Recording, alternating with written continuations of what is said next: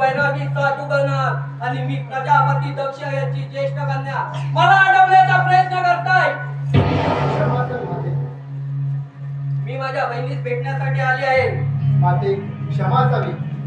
मी आपणास ओळखतो व आपण माता सती यांना भेटण्यास आलात ही तर खूप हर्षाची बाब आहे माता.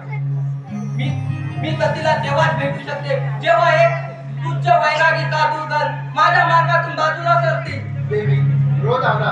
हे तर सर्व आपलेच कार्य करत आहे. भोलेनाथांची आज्ञा आहे. कोणीही सांसारिक प्राणी पंचतत्व देहाला घेऊन एक स्मशान पार करू शकत नाही. माते आपण इथेच प्रतीक्षा करावी. मी भोलेनाथाची आज्ञा घेऊन येतो.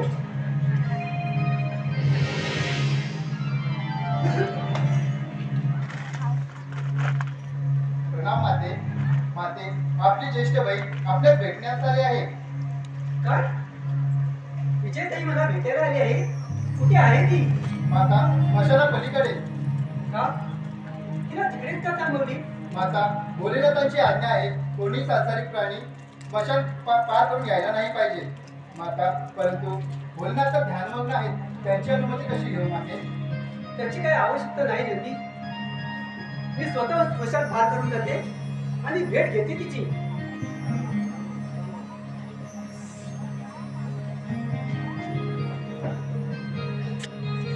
ताई, ए ताई, ताई, सती ताई, सती ताई.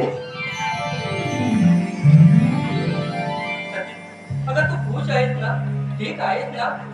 हो ताई, मी ठीक आहे आणि खूप खुश आहे. ताई, तुला पाहताच पूर्ण परिवाराची आठवण आली. ताई, पिताश्री व माता ठीक आहेत ना?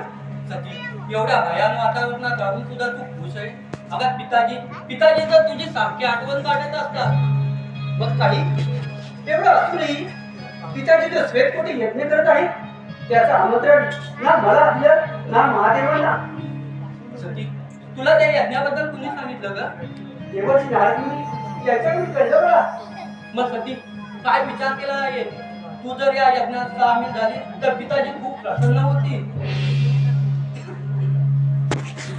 माहित नाही ताई, माझे पती मला अनुमती प्रदान करतील की नाही. सती अगं शिव तुझे पती आहेत, किंतु माता पित्याच्या निवासस्थानी जाणार पतीच्या अनुमतीची काय गरज?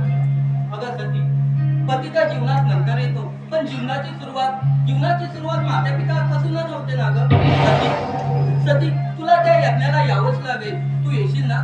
सती तू येशील ना?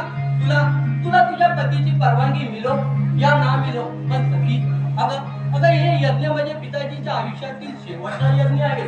सती तू आपल्या पित्यासाठी एवढं पण नाही करू शकत? हो का ताई, मी नक्की येईन. जरी माझ्या पतीने मला अनुमती दिली नाही तरी मी नक्की येईन. सती ठीक आहे, आज्ञा घेते मी. सती पण तू यज्ञाला नक्की ये. सती तुला यावंच लागेल. सती येशील ना ग? सती तू येशील ना ग? सती तुला यावंच लागेल.